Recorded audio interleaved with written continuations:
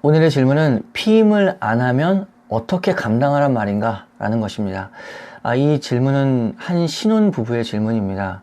현실적인 고민이죠.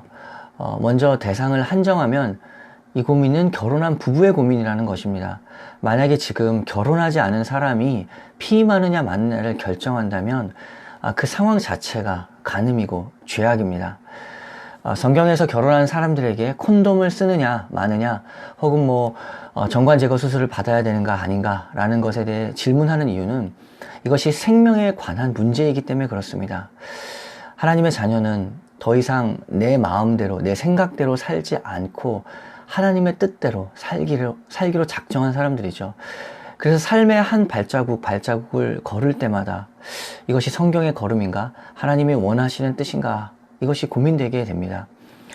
성경에서 피임에 대한 가장 근접한 이야기는 창세기 38장입니다. 유다의 아들 엘과 오난의 이야기인데 피임 반대론자들이 주로 사용하는 구절이죠. 엘하고 다말하고 결혼했습니다. 그런데 그 엘이 하나님 보시기에 악하여서 하나님이 그 목숨을 가져가죠. 이제 다말만 남았습니다. 그런데 하나님이 정하신 성경의 법에 의하면 엘의 동생인 오난이 다말과 결혼해서 그 가문을 이어가게 하신 것입니다. 그런데 오난이 볼 때 그 다말과 결혼해서 낳은 자녀는 자기의 후손이 아니라 그 형인 엘의 후손이 되어 가문을 이어가게 됩니다. 그러니까 오난이 볼 때 득이 없는 거죠. 하나님이 이렇게 정해주셨음에도 불구하고 자기의 이익을 계산했습니다. 그래서 성경에서 가장 오래된 피임의 방법 중에 하나인 질외 사정을 하게 됩니다. 그래서 아기를 낳지 않고 씨를 주지 않는 것이죠. 이것을 보고 창세기 38장 9절을 보면 오난이 그 씨가 자기 것이 되지 않을 줄을 알고 있습니다. 그 일부러 알고 있는 상태에서 형수에게 들어갔을 때 그의 형에게 씨를 주지 아니하려고 땅에 설정합니다. 이미 알고 있습니다. 나한테 득이 될 게 없다. 그래서 형수에게 들어갔을 때 일부러 씨를 주지 않으려고 질외 사정을 하는 것입니다. 나에게 득이 없는 거죠. 이해타산을 딱 한 거죠. 그것을 보시고 하나님이 그 마음과 그 마음에서 우러나온 행동이 악함을 보시고 오난 역시도 죽게 됩니다. 우리가 잘 살펴보면 성경의 관심은 먼저 그 악한 마음을 보고 그 악한 마음으로 인해 표현된 그 악한 행위에 대하여 하나님이 질타하시는 것을 봅니다. 하나님이 그 마음을 꿰뚫고 있으셨죠.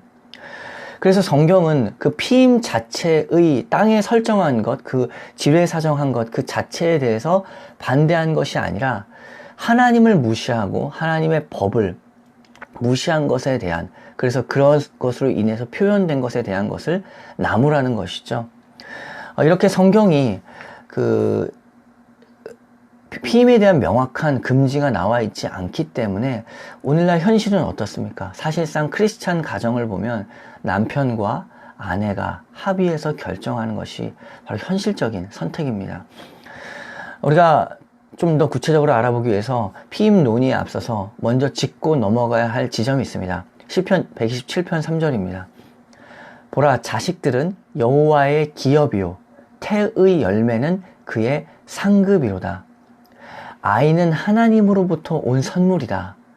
다만 책임져야 할 어떤 짐이 아니라 기쁨을 주는 축복의 선물이다. 성경의 관점에서 모든 결혼한 사람들은 하나님이 주시는 선물인 자녀를 기대하고 또 기도해야 합니다. 그런데 콘돔을 사용한 일시적인 피임을 비롯해서 영구적인 피임 수술을 하는 이유가 뭘까요? 경제적인 문제 혹은 감당할 수 없는 자녀 양육의 한계, 그러한 다양한 삶의 환경과 조건으로 인해서 더 이상 아이를 가질 수 없다. 이것이 현실이다. 이런 판단을 내리게 되는 것입니다. 그런데 그러한 마음을 한데 다 묶어버려서 쾌락만을 즐기려 했던 오난의 생각이다. 소위 오난의 면도칼인데 오난의 면도칼로 무자르듯 정죄할 수는 없습니다. 우리가 오난 사건에서 배운 것처럼 피임 뒤에 감추어진 그 악한 마음, 하나님을 무시하는 마음, 그것에 대해서 저주를 받는 것이죠. 그렇다고 그냥 마음대로 해도 됩니까? 우리가 피임에 대한 결정에 있어서 한 가지 주의할 점은 예수님을 믿지 않는 사람과 동일하게 그저 남편과 아내가 합의해서 결정할 내용은 아니라는 것입니다.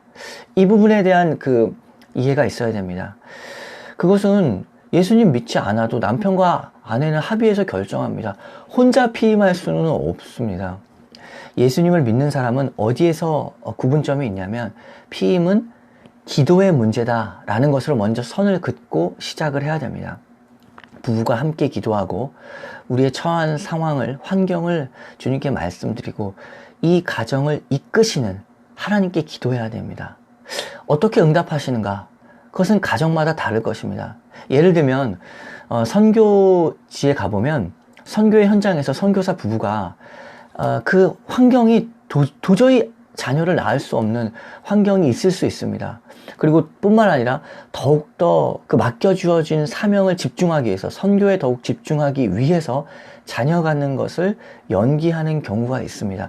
그렇게 응답받았다면, 하나님이 그렇게 응답하셨다면 그렇게 하는 것이 옳습니다. 궁극적으로 어떤 부부가 피임을 통해 자녀 갖는 것을 연기하는 이유는 오직 하나님과 그들 부부가 아는 것입니다. 그 친밀한 관계 속에서 하나님이 응답하시는 것입니다. 결론을 맺겠습니다. 아까 읽었던 시편의 바로 다음 구절입니다. 시편 127편 4절이죠. 젊은 자의 자식은 장사의 수중의 화살 같으니 이것이 그의 화살통에 가득한 자는 복되도다. 그들이 성문에서 그들의 원수와 담판할 때에 수치를 당하지 아니하리로다. 우리의 최종적인 원수가 누구죠? 마귀죠. 마귀가 우리 가정을 흔들어 놓을 때 예수 믿는 자녀들이 많아서 아버지의 믿음을 따라, 어머니의 믿음을 따라 확고하게 서 있으면 아무리 마귀가 공격해도 흔들리지 않고 서 있어서 수치를 당하지 아니하는 것입니다. 자녀가 많은 것 참된 복입니다. 예수 믿는 자녀들이 많아지는 것 얼마나 큰 복인지 모릅니다. 그러나 하나님이 우리의 가족 사이즈를 결정하신다. 우리 가족이 몇 명이 될지 기도해야 합니다. 그뿐만 아니라 수중에 화살을 채워서 어떤 전쟁을 치를지, 우리 가정을 통해 어떻게 하나님의 나라를 이루어 가실지 하나님이 정하십니다. 하나님께 기도해야 됩니다. 하나님 앞에 깨끗한 마음으로 기도하는 사람은 복이 있습니다. 마음이 청결한 자는 복이 있나니 하나님을 볼 것이요. 오난과 같이 자기의 이득과 자기의 쾌락과 자기 가정만을 생각하고 하나님을 무시하는 것이 아니라 마음이 깨끗하고 정결하여서 하나님 어떻게 합니까? 구하는 자에게 복이 있고 하나님이 응답하십니다. 청결한 마음을 가지고 주님 앞에 나아가면 하나님의 응답을 들을 것입니다. 성경 말씀 그대로 하나님을 볼 것입니다. 이것이 피임의 문제에 대한 성경의 대답입니다.